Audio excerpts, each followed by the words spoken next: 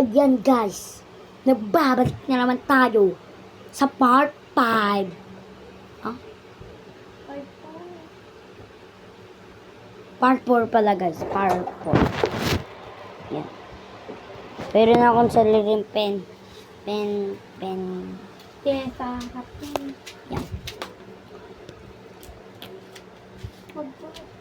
Lilinis na ako guys.